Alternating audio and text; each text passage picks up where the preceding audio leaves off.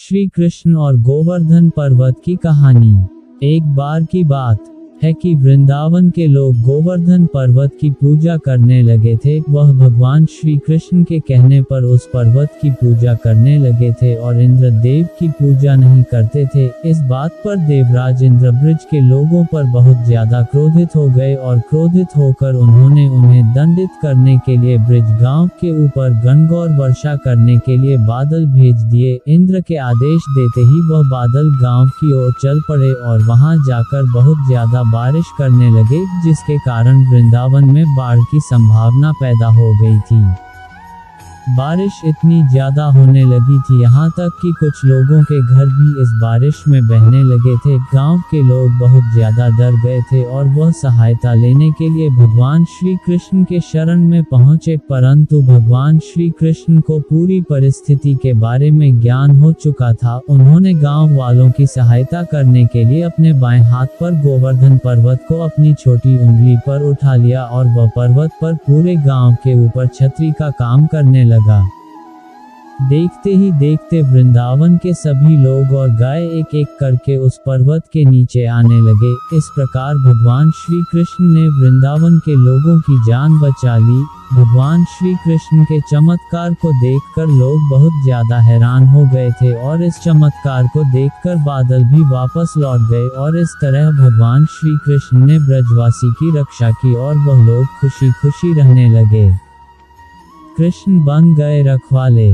वृंदावन के छोटे गांव में पारो और रामदरस नाम के पति पत्नी रहते थे। वह दोनों आंखों से देख नहीं पाते थे और हर रोज भिक्षा मांग कर ही अपना जीवन व्यतीत करते थे। दोनों श्री कृष्ण की भक्ति किया करते थे। भोजन से पहले वह उस भोजन का प्रसाद लगा दिया करते थे। उस प्रसाद को अपने भोजन के पात्र में थोड़ा सा मिलाकर बाकी किसी दूसरे गरीब को खाने को दिया करते थे।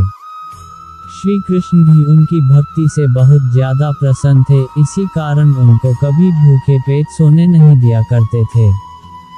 चारों ओर जन्माष्टमी की धूम मची थी। गोकुल, वृंदावन, बरसाना क्षेत्र में कृष्ण जन्मोत्सव की विशेष मनोहारी छटा देखने को मिलती है।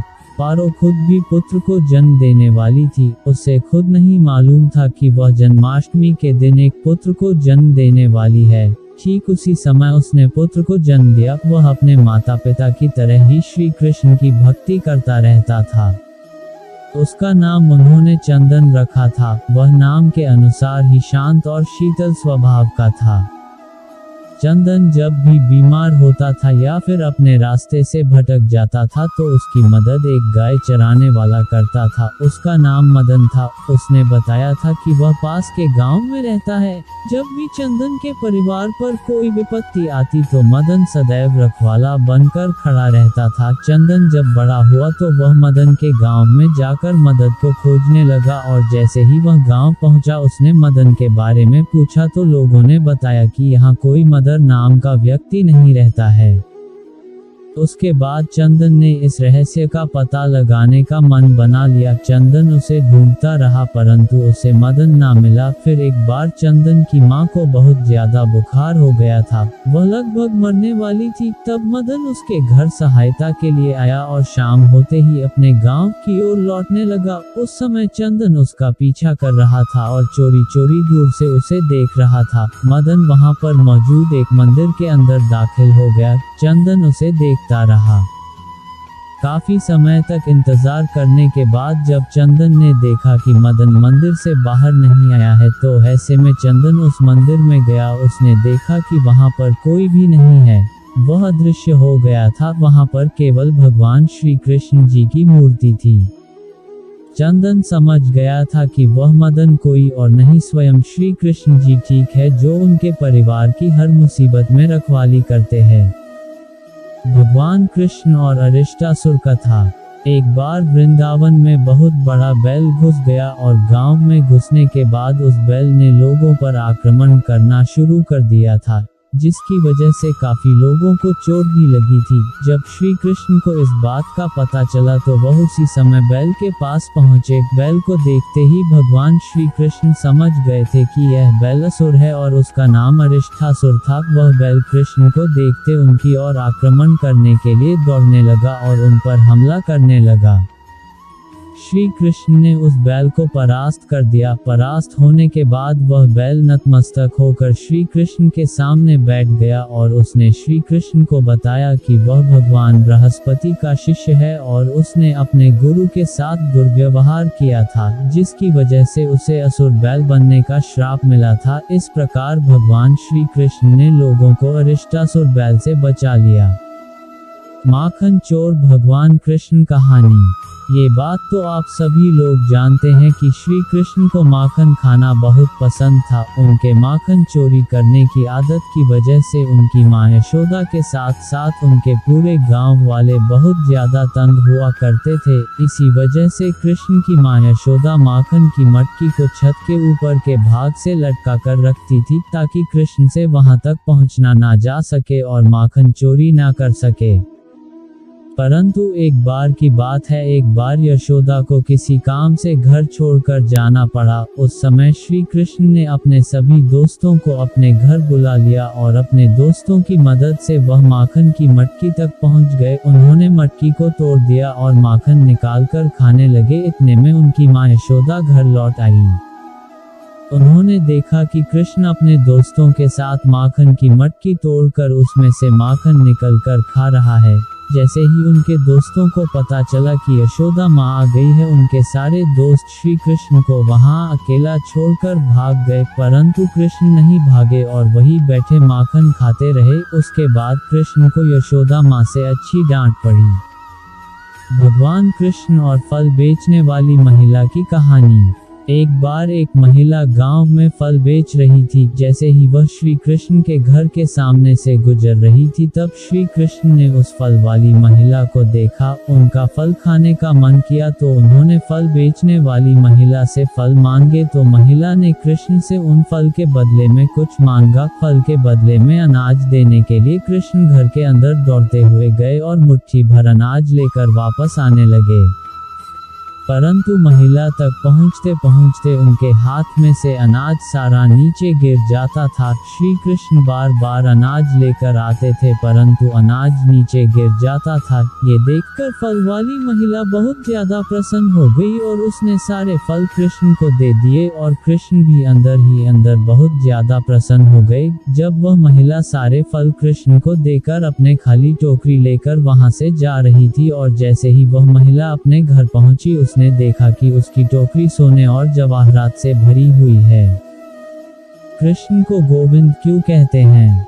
एक दिन कामधेनु नामक गाय स्वर्ग से श्री कृष्ण के पास पहुंची और उन्होंने श्री कृष्ण से कहा कि वह देवलोक से उनका अभिषेक करने के लिए आई है, क्योंकि वह पृथ्वी पर गांव की रक्षा कर रहे हैं। उस गाय ने श्री कृष्ण को पवित्र जल से नहलाया और उनका दिल से शुक्रिया किया। इतने में उसी समय भगवान इंद्र अपने हाथी ऐरावत पर विराजमान होकर वहां से गुजर रहे थे। उन्होंने श्री कृष्ण को आशीर्वाद दिया और कहा कि इस पुण्य के लिए पूरे विश्व के लोग आपको गोविंद के नाम से जानेंगे। यही वजह है कि आज भी भगवान श्री कृष्ण को लोग गोविंद के नाम से भी पुकारते हैं।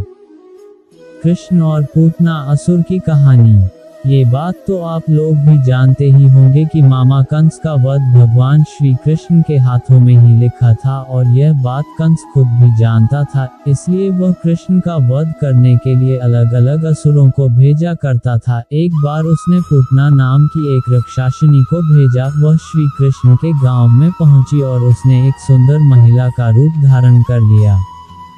फिर उसने घर घर में जाकर श्री कृष्ण को ढूंढना शुरू कर दिया। कुछ देर ढूंढने के बाद में श्री कृष्ण के घर पहुंची और उसने श्री कृष्ण को पहचान लिया। उस समय उनके घर में कोई नहीं था। उस समय श्री कृष्ण भी बहुत ज्यादा छोटे थे। उस राक्षसिनी ने कृष्ण को अपनी गोद में उठाया और उसे अपना जहरीला दूध पिलाने लगी। उसने सोचा कि दूध पीते ही कृष्ण की मृत्यु हो जाएगी, परंतु ऐसा नहीं हुआ। कृष्ण वह दूध पीते रहे और वह तब तक दूध पीते रहे जब तक उस महिला की मृत्यु नहीं हो गई। मृत्यु होते ही वह महिला अपने असली क्रूर रूप में आ गई।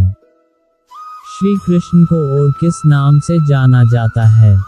श्री कृष्ण को माखन चोर के नाम से भी जाना जाता है, क्योंकि श्री कृष्ण बचपन में माखन चुरा कर खाया करते थे। श्री कृष्ण भगवान की सबसे प्रिय पत्नी कौन थी? श्री कृष्ण भगवान की सबसे प्रिय पत्नी रुक्मणी थी। श्री कृष्ण की पत्नी रुक्मणी को लक्ष्मी का अवतार भी माना जाता है। रुक्मणी से श्री कृष्ण ने प्रेम विवाह किया था। कृष्ण की पूरी कहानी क्या है?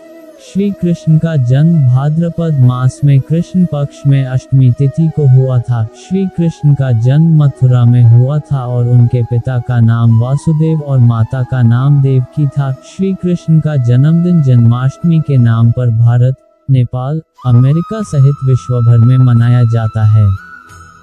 कृष्ण की इतनी सारी पत्नियां क्यों थी? जब श्री कृष्ण ने राक्षस राजा नरकासुर को मार दिया था तो उनके पास बंदी 16,100 पत्नियां मुक्त हो गई थी, जिन्हें श्री कृष्ण ने अपनी पत्नियों के रूप में स्वीकार किया था और उन्हें अपने साथ द्वारका ले आए थे। श्री कृष्ण की कितनी पत्नियां थी? श्री कृष्ण की 16,000 पत्नियां थी। श्री कृष्ण की 16,000 पत्नियां क्यों थी? जब श्री कृष्ण ने नरकासुर का वध किया था तो उन्होंने नरकासुर के पास बंदी 16,100 पत्नियों को मुक्त करवाया था और उन सभी पत्नियों ने श्री कृष्ण से अनुरोध किया था कि वह उनके साथ विवाह कर लें, इसलिए श्री कृष्ण की 16,000 पत्नियां थी। श्री कृष्ण के बचपन का नाम क्या था? श्री कृष्ण को बचपन में कन्हैया के नाम से जाना जाता था। उन्हें प्यार से लोग कान्हा भी कहते थे।